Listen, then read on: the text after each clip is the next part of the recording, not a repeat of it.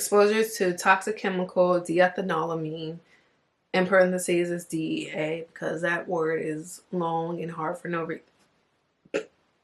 That's what she said. For no reason, but is everyone's hair does not respond the same way to a product. Every product is not for everyone. So if something doesn't work for you, that's fine. It's not meant to work for every single person.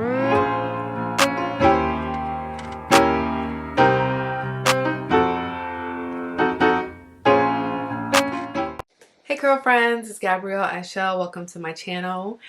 Today I was actually planning to do a haul because I got some Mielle products, including the very controversial Rosemary Mint strengthening oil.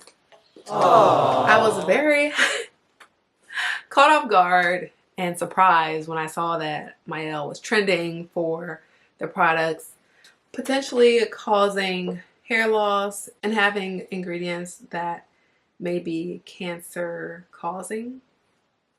So I'm still going to do this haul. Let me show you guys what I got, but then we're going to talk a little bit. Okay, so if you guys have been watching my channel for a while, you will know that I love Mielle, or I used to love Mielle.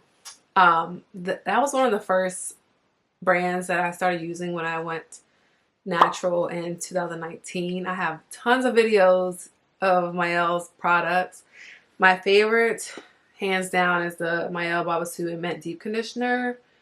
It has protein and moisture, and it's for dry and damaged hair. This stuff was so good for my hair. I loved it, especially when I was transitioning to natural hair.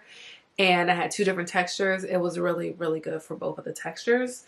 Then second favorite product, I think, is the pomegranate and honey leave-in conditioner. And I love the pomegranate and honey line. I got 3 items from the line. I love it because it is geared towards type 4 hair. So this is the leave-in conditioner. This is a curl defining mousse and the super hold edge gel. Now, when I was buying Mielle products, these were available. These 3 were available. I've had these 3 before, but these 2, the mousse and the edge gel, are new to me. So one I held up just now that I've already used is the Rosemary Mint Scalp and Hair Strengthening Oil. It's infused with biotin and encourages longer and healthier hair. Yeah, so I've used this before. Now, I do want to point out that this one's actually, I haven't used this exact one before because it looks like it's different. It has the word light on it here. And I don't think the original one that I had was a light oil. But anyways, this video is not about the haul. That was a nice little addition. But I wanted to talk about some of the things that are going on regarding Mielle. I think personally there's some information and there's some misinformation out there. But I just wanted to touch on the basics of what is going on. So people are claiming that their hair is falling out after using Mielle's products, specifically the Rosemary Mint line, the shampoo, the strengthening shampoo, and the oil. So the oil, the concern here is that people's hair is falling out, and then with the shampoo, they're saying that it contains cancer-causing ingredients. Funny, not funny, this oil is supposed to aid in fight against hair loss, but it appears that it is doing the complete opposite for some women using these products. And let me just say, I empathize with the people who are having these issues, but I am just also sharing my experience with using Mielle products at the same time because I've used Mielle and I've never had any issues. I was a little worried, as I mentioned, after buying this oil and seeing what's going on. But I also wanted to bring up some points that I take into consideration when I try a new oil. And I've done reviews on oils on my channel. I've done the Hollywood hair bar. I'll leave these up in the description box. and in the cards above. But I've done the Hollywood Hair Bar Oil. I've done the Canvas Beauty Oil. I've done that plenty of times because they used to send me free products. I've done like the Do Grow oil or whatever that oil is. Then I have 2 oils here. So one thing that I always do when I'm trying out a new oil, I do a patch test, and it tells you, at least on the Hollywood Hair Bar and the Canvas Beauty, it tells you to do a patch test. You don't put it on your whole head without testing it in a small area first, usually the back of my hair, because you won't be able to see it if something happens to that. I just wanted to put that out there. That's what I personally do. I've had issues with using the Canvas Beauty Oil actually on my scalp when I think I had like a cut or something, and I put it on my scalp and then it burned my scalp because I had a cut, and obviously that was dumb of me to do. But there are reasons why something could cause irritation to your scalp because of the ingredients that are in it. Cayenne pepper. It has cayenne pepper in it, which that's hot. So you know, some things that are in these oils can naturally cause scalp irritation, which that one did. Once I realized that, I had to kind of change the way I was using the product, and I didn't use it every single day. In doing some research, I found some websites and articles that really touched on some of the things that I wanted to leave with you all. So all this information comes after the brand sold their brand to Procter & Gamble. And on Mielle's website, it says they joined P&G Beauty. It says join means that they will operate as an independent subsidiary of P&G. The operation of Mielle will fundamentally be business as usual. Monique will remain CEO and Melvin the COO. So that was one of her stipulations in that whole transaction, that she had to remain CEO of Mielle. That was her baby. She grew it from her kitchen, and now it's a big thing. And so a lot of people are saying that she sold out because she sold her brand to a big corporation. So now the brand is no longer Black owned.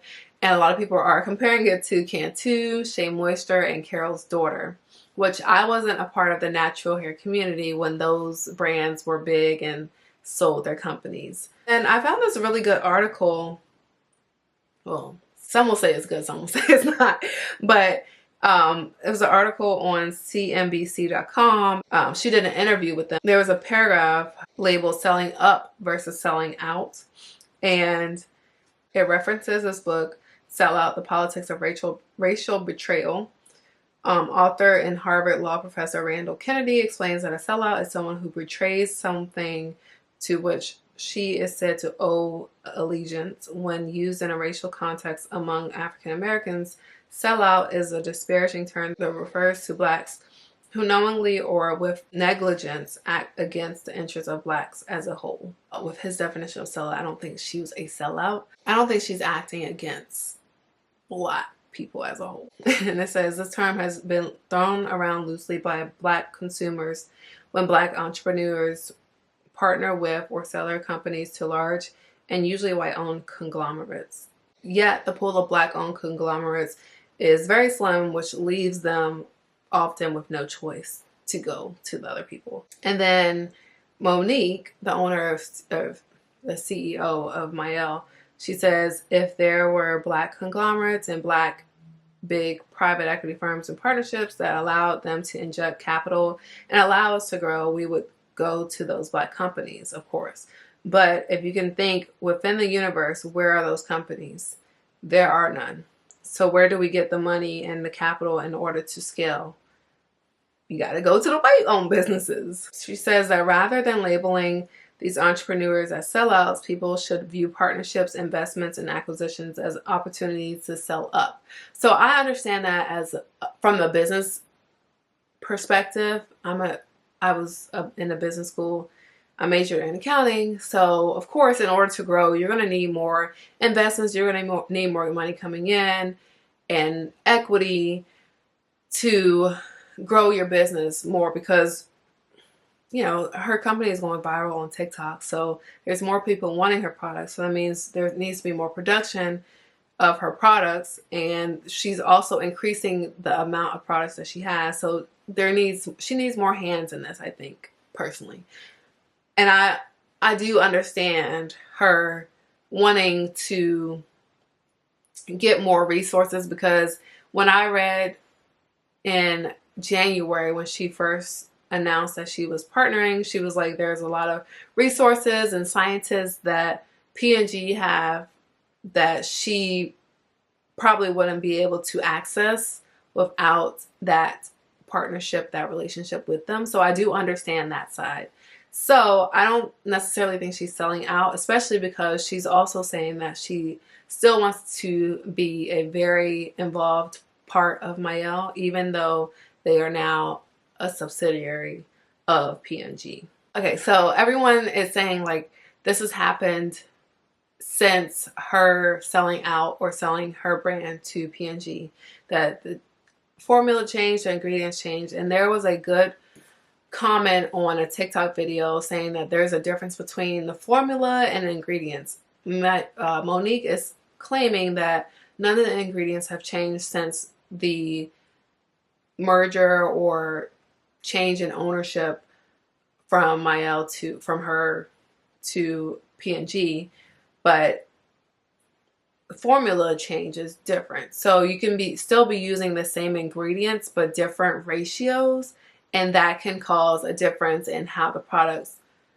work, how they react in people's hair, and etc. So that is a good point, that although the ingredients may not have changed, the formula could have changed, and also the source of the ingredients could have changed as well, because a lot of the bigger companies, they're trying to cut their costs, and in order to cut their costs, you find and source products and ingredients that are cheaper, and so cheaper ingredients might not have the same quality as the ones that she was previously using. So even though the ingredients are the same, there could be things that go into it other than the ingredient alone. So like the quality of the ingredient, and then the formula, like the ratio of ingredients. The first thing I wanted to touch base on is the cancer-causing ingredients. So on a Reddit conversation, there was a link to this 60-day notice of intent to sue from Cliffwood Law Firm PC, and it lists Mielle all over the top of the document. I don't know how valid this is, so I'm just reading from different sources, and I'm going to list all the sources in the description box below, but I'm just reading. This is not my personal opinion right here. I'm just reading. It says, to whom it may concern and to the public prosecutors, we represent Initiative for Safer Cosmetics, IFSC, an organization in the state of California acting in the interest of the general public. This letter serves as notice that the parties listed above are in violation of Proposition 65, the Safe Drinking Water and Toxic Enforcement Act, commencing with the section of Health and Safety Code, which in parentheses says Proposition 65, which people are calling it Prop 65. In particular, the violations alleged by this notice consist of types of harm that may potentially result from exposures to toxic chemical diethanolamine, in parentheses is DEA, because that word is long and hard for no reason. That's what she said. Aww. For no reason, but it says this chemical was listed as a carcinogen on June 22nd, 2012. And below that, it just lists the product name. In this case, it's only listing the Mielle Strengthening Shampoo, and it says the chemical that violates the Prop 65, and then the violator is Mielle. Once again, don't know how valid this is, but on Mielle's on Mielle's Instagram, Monique claims that there is no current suit against Mielle, but there's this. So we don't know. Maybe this is not real. And then I also looked online to see this product, the strengthening shampoo, and at Target, Ulta, I'm looking at the ingredients and I don't see diethanolamine on this list. So basically with Prop 65, there's a list of about 900 or so chemicals that can cause birth defects, reproductive issues, and potentially cancer. And if your products have any of those chemicals in them, then you must disclose that. I found on the California Office of Environmental Health Hazard Assessment, Prop 65, and it has a lot of information about it. So if you're interested, I'll leave a link to this because all this is kind of interesting to me. I'll leave a link to all of this in the description box below. And then I just wanted to also read some pieces of this article from profashionhair.com. And it has chemicals and shampoos that cause your hair to fall. The chemicals, which remove dirt, may also damage the hair in the process. Having basic knowledge of these chemicals can save your hair from falling out by your own actions. Here are some chemicals you need to watch out for. First one here is sulfates, and we know that sulfates can be drying to our hair. They strip your hair when you're washing. That's why a lot of natural girls lean towards shampoos that are sulfate free. A lot of natural hair products now are saying the product is sulfate free, paraben free. Yeah, no parabens, no sulfates, no parabens, no mineral oil, and no synthetic colors. Another one is sodium chloride. Sodium is salt, and we know that swimming in the ocean or in the pool, chlorine, chloride, they sound very similar. It messes up your hair. I used to be on the swim team in high school. I used to be a lifeguard, so I spent years in the pool, a lot of time in the pool, and it damaged my hair. You know, if it's not treated correctly, so you are supposed to at least rinse your hair after you get out the pool, out of the ocean, and then wash it regularly too. And now there's some shampoos that are geared specifically towards people who have been in the water. Chlorine water. So there's Malibu Sea has a good shampoo that is geared towards people who are swimmers. So sodium chloride, it's another one. Artificial fragrances, propylene glycol. This one says many doctors and chemists have differing opinions on this chemical.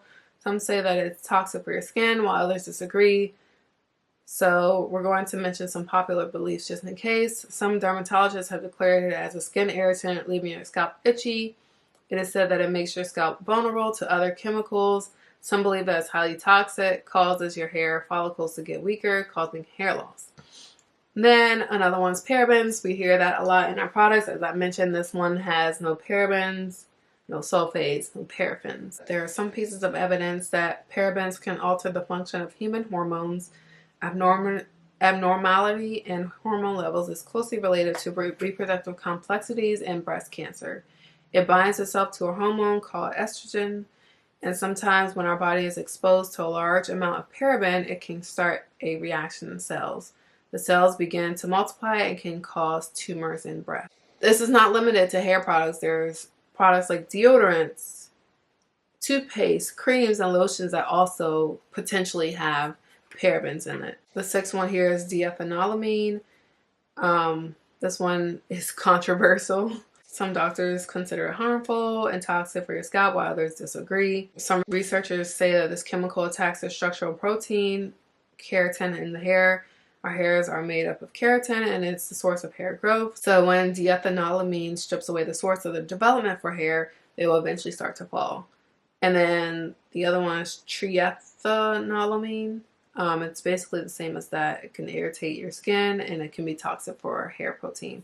So it is important, and there's a lot of videos.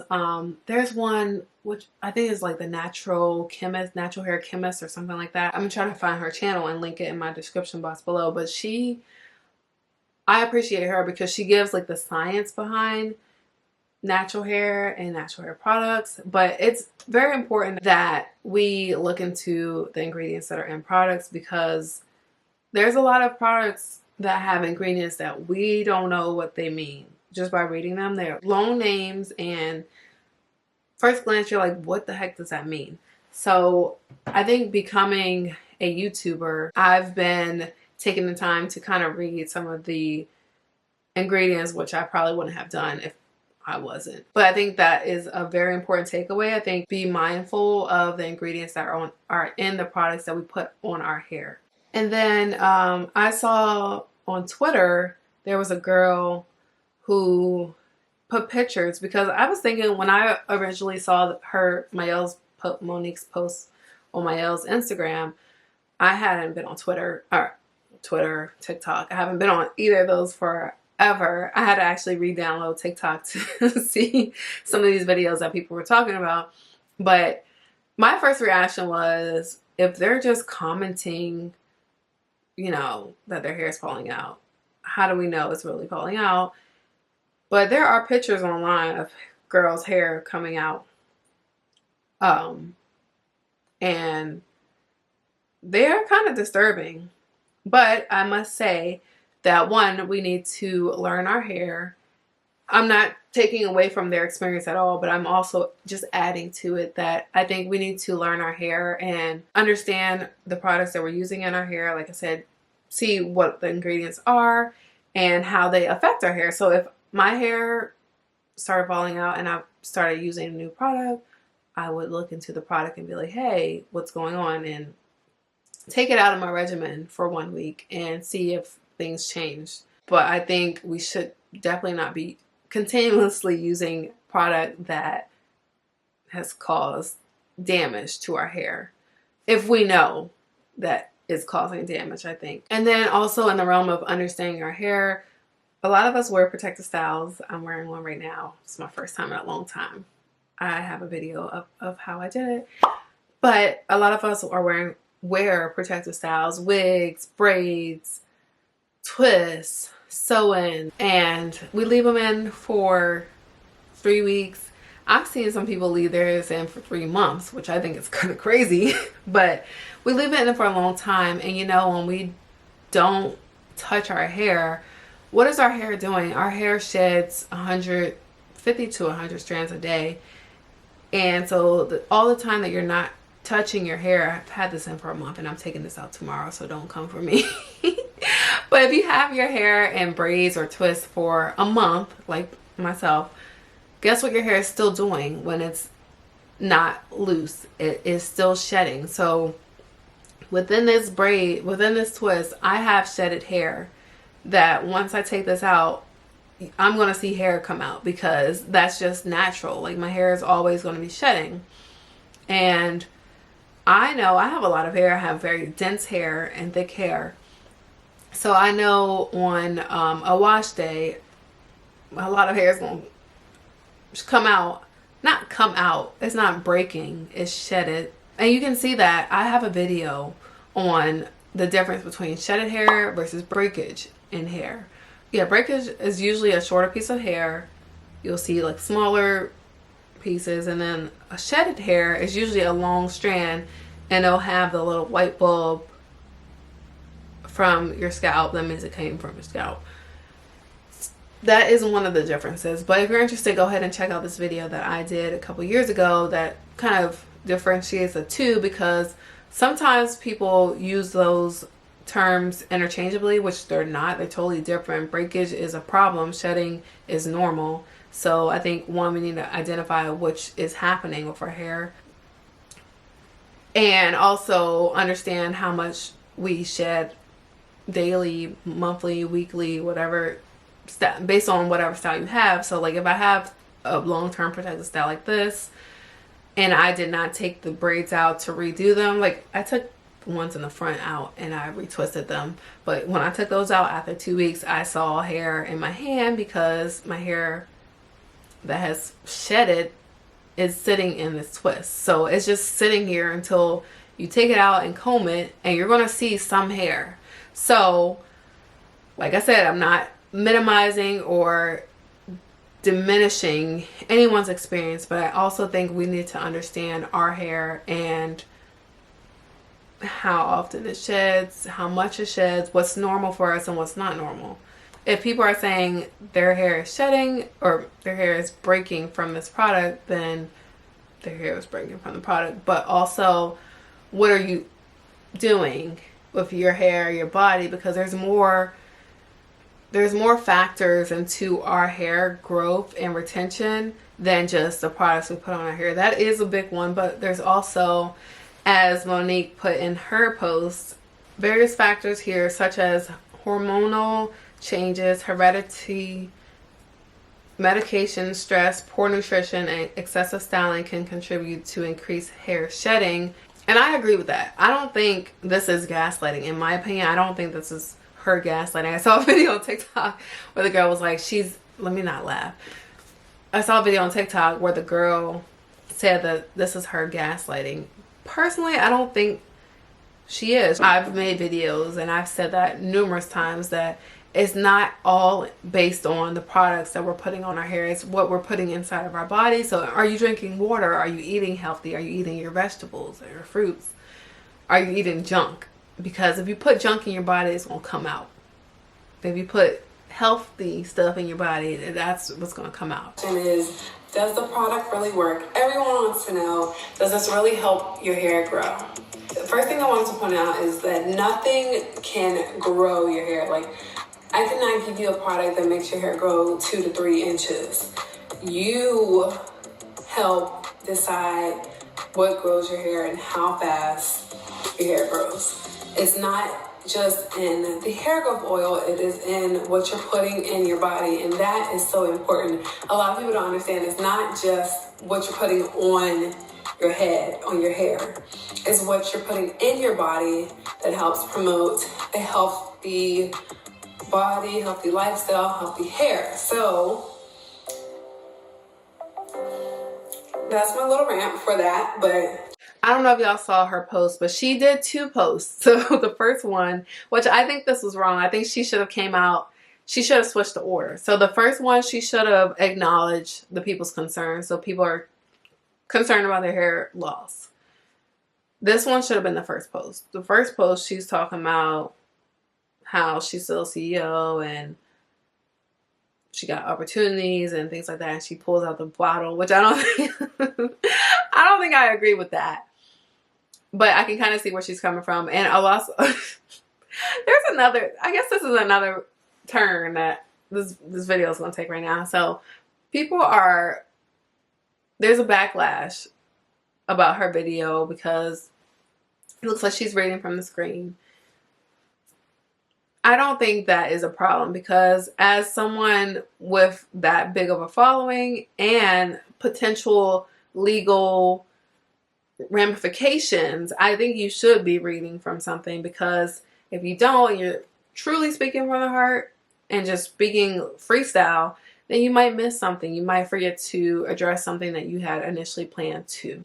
I don't think there's a problem with her reading from the screen. Another thing, I do agree with people's opinions about the post that came first. It should have been the other way around. This one here, I'll just put screenshots on the screen because it's a lot. I'm going to read the first little screen and then one of the last ones. So it says, we understand that recent questions about our brand and products have caused questions. Recent questions have caused questions. We hear you and we want to reassure you that our dedication to product quality and consistency remains unwavering. It is important to note that none of the negative experiences alleged have been medically confirmed as caused by our products. So she's saying medically because, you know, these products, before they go in circulation, they're tested on a lot of people. Like, there's like group studies, test studies or whatever. I saw that a lot when I was trying Beyonce's line and Rihanna's line. The negative experiences that people are alleging are not medically confirmed, according to her. So I like that there's a law that you have to disclose the products that are potentially cancerous, but at the same time, there should be an elaboration of what that product is or how much is in it, or, you know, because I was in the store the other day and I was looking for shears for my hair, and there was a cancer warning sign on here. So I put it back. I'm like, I don't want cancer from using a pair of scissors for my hair. So I put it back and I picked up another one and said the same thing. So I think at this point, what doesn't have cancer-causing ingredients? That's just a rhetorical question. I know there are things that don't have it. So the takeaways that I got from this whole experience, one, I'm still going to be using Mielle because I've never had any problems with the products. I've been using them since 2019. I've kind of slowed down on using them because I've kind of switched to doing the no butters, no oils, and that's not on the recommended product list. But now that I'm not really doing no butters, no oils, I am going back to what I used to do, and Mielle was what I used to do. So although I'm not using only Mielle products, I have been incorporating Mielle into my routine. So takeaways that I have gotten from this whole experience are: one, to look up the ingredients that are in your products; two, understand your hair and the properties of your hair, what makes up your hair, and the characteristics. So like, how many hairs is normal for a week, you know, between washes? How much is normal for a month between washes when you have a protective style? Another thing I wanted to say is everyone's hair does not respond the same way to a product. Every product is not for everyone. So if something doesn't work for you, that's fine. It's not meant to work for every single person. There's so many things that make up our hair. So like, we talk about hair typing, type 1, 2, 3, 4, A, B, C, D, E, F, G. We talk about porosity. We talk about density. There's a lot of things that make up our hair, and some people may have different textures in their hair, different densities within their hair. And so obviously one product is not cookie cutter. It's not a cookie cutter. So it's not going to fit everybody. So if you do encounter a product that you don't like or doesn't work for your hair, you move on to the next one, in my opinion. Another thing I want to say, because I think I might have encountered this before, you want to buy from a legit seller. There are a lot of frauds and counterfeit things out here. People selling counterfeit items, fraudulent items, fake items. Be mindful of that. You know how those beauty stores, they sell fake purses and fake jewelry and all that stuff. They probably, some of them may be selling fake products. You never know. Some people also have talked about in the past about when you buy from a seller that's not legitimate, they water down products. So they might have a real product, but they could be watered down. So buy from brands or stores that are legitimate. So directly from Mielle's website, or not even Mielle, for any product, especially for things that we're putting on our body and our hair, buy from a reputable source, a reputable company. Mielle, go straight to their website. Other Black-owned hair care companies, Design Essentials, Melanin Hair Care, Camille Rose, go directly to their website or go to sellers that they, on social media, they say that they are selling to. So Target, Sally's Beauties, we know that they are legit. Target, CVS, Walgreens, you know, your drugstore. Another takeaway, there are remedies, there are different ways that you can go around buying from Mielle. If you have a problem with Mielle, but you still want hair growth, you know that rosemary, we know that the rosemary mint oil does really good for some people's hair, and people are experiencing really great hair growth. You can make your own. There are tons of YouTube videos on DIY products, and even specifically the rosemary hair oil, which I wanted to do, but I had a coupon for this one, so I bought it. But stay tuned, because I do want to do a DIY rosemary hair growth oil and see how that works. I've done oil infusions before, so I did rose oil. I infused it with rose petals, and it smelled really good. Don't really know if it did anything for my length of my hair, but it it was a nice addition to my normal regimen. And then for hair growth oils or even any new product, technically with any new product, you're supposed to be doing a patch test. And I would definitely recommend that. I don't do it for every product, but I definitely do it for hair growth oils because I know that they can cause irritation. I've experienced that in the past as well. And then move on from product if it's not for you. Some of this stuff was my opinion. A lot of this stuff was read. I read it from online, different sources. I'm just bringing the information together and presenting it to you all. So please don't come for me, y'all. Please don't come for me. I'm just giving my opinion, and I know we're all different. We all have different opinions, and I respect everyone's opinion. I don't want to diminish anyone's experience by saying what I have to say, but these are just my opinions. And I also read a lot from different sources, different articles, and directly from Mielle's website, their Instagram page. So I'm just compiling all the information together and presenting it to you all with a little sprinkle of my opinion in it. So I would like to start a conversation. If you're interested, in the comments below, let me know what your thoughts are on this whole Mielle issue. Well, there's two issues. There's the cancer-causing ingredient not disclosed, and then the hair shedding or hair loss.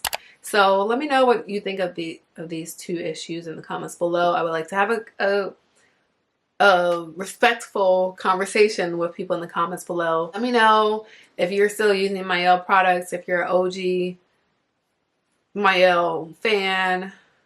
Let me know that. Are you still using their products? These two are my favorite products probably ever. I've said this in multiple videos too. So I'm personally standing beside Mielle. I don't have any negative experiences with their products.